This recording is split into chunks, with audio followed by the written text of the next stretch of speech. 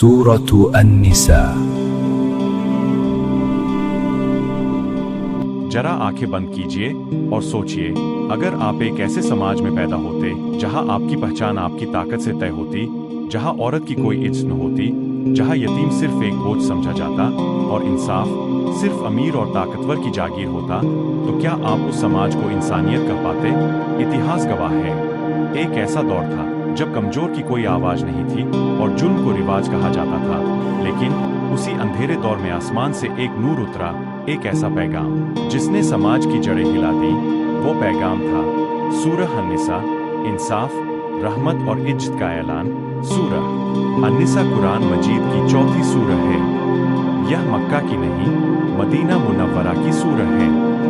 यह वो समय था जब इस्लाम सिर्फ एक अकीदा नहीं रहा था, बल्कि एक समाज बन रहा था, एक राज्य, एक कानून, एक निजाम आकार ले रहा था। जंगें हो चुकी थीं, शहीद हो चुके थे और समाज में बड़ी तादाद में औरतें, यतीम और बेसहारा लोग मौजूद थे। अब सवाल था, इन सबका हक कौन तय करेगा? इंसाफ कैसे होगा? ताकतवर को कैसे रोका जाएगा? इन्हीं सवालों का जवाब बनकर सूरह अन-निसा नाजिल हुई। सूरह की शुरुआत ही दिल को झकझोर देने वाली है। ऐ लोगों, अपने रब से डरो जिसने तुम्हें एक ही जान से पैदा किया। यह आयत इंसान को याद दिलाती है कि तुम सब एक हो, मर्द और औरत अलग नहीं, रंग, नस्ल, कबीला कोई मायने नहीं रखता। अल्लाह यहाँ इंसानियत की बुनियाद रख रहे हैं।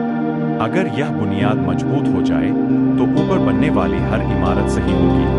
सूरह अन-निसा में सबसे पहले जिस पर सख्त लहजा अपनाया गया वो है यतीम बच्चे।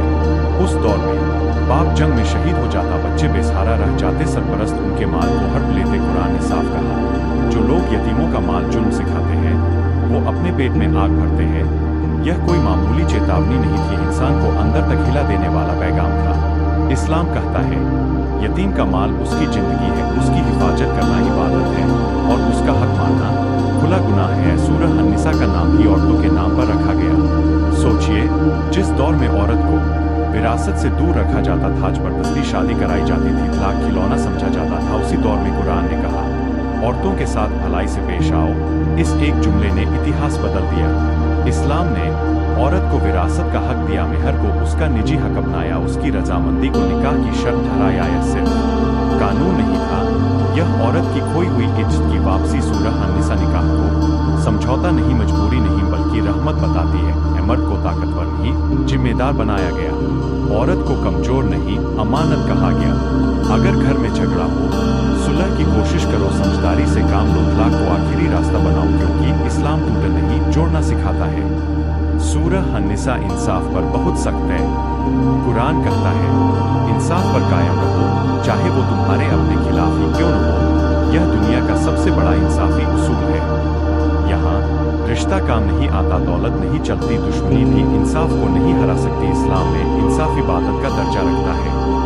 सूरह अन-निसा बार बार याद दिलाती है अल्लाह की इताअत करो, रसूल की सुन्नत को थामो, झगड़ों का फैसला कुरान से लो, क्योंकि इंसान का बनाया कानून बदलता है मगर अल्लाह का कानून हमेशा जिंदा रहता है। इस सूरह में मुनाफिकों की पहचान भी बताई गई। जुबान पर ईमान, दिल में शक, समाज में सुस्ती, मुसलमानों के लिए नफरत। अल्लाह साफ करता है मुनाफिक जहन्नम के सबसे निचले हिस्से में होंगे। यह हमें दूसरों पर नहीं, अपने दिल पर नजर डालने की दावत देता है। जिहाद को इस्लाम ने खून खराबी नहीं, बल्कि जुल्म के खिलाफ खड़े होने का नाम दिया। मजलूम की मदद से बड़ी इबादत है, लेकिन साथ ही सब्र, हिकमत और रहमत, इन तीनों को कभी न छोड़ने की हिदायत दी। सूरह अन-निसा सख्त भी है मगर मायूस नहीं करती। अल्लाह कहता है तौबा करने वालों के लिए मैं गफूर हूँ, मतलब गुनाह चाहे कितना बड़ा हो, अगर दिल से माफी मांगो तो अल्लाह माफ कर देता हो। यह इंसान को टूटने नहीं देता। आज भी अगर सूरह अन-निसा हमारी किताब से निकलकर हमारी जिंदगी में उतर जाए तो घर अमन का गहवारा बन जाए, समाज इंसाफ से चमक उठे और इंसान फिर से इंसान बन जाए। यही है सूरह अन-निसा, इंसानियत का दस्तूर। अगर औरत रो रही है, यतीम लाचार है, इंसाफ बिक रहा है, तो समझ लीजिए हमें फिर से सूरह अन-निसा की जरूरत है। यह सूरह सिर्फ पढ़ने के लिए नहीं, जिंदगी में उतारने के लिए है। अगर इस पैगाम ने आपके दिल को छुआ है, अगर इस कहानी ने आपको इंसाफ, रहमत और इंसानियत की याद दिलाई है, तो इस वीडियो को लाइक जरूर कीजिए ताकि ये पैगाम और दिलों तक पहुंच सके, और इसे शेयर कीजिए। उन लोगों के साथ जो आज भी इंसाफ और सच्चाई की तलाश में है। और हाँ, ऐसे ही कुरानी पैगाम, रूह को जगाने वाली कहानियां और दिल को बदल देने वाली बातें सुनने के लिए हमारे चैनल को सब्सक्राइब करना न भूलिए, क्योंकि इल्म बांटने से बढ़ता है और नेकी फैलाने से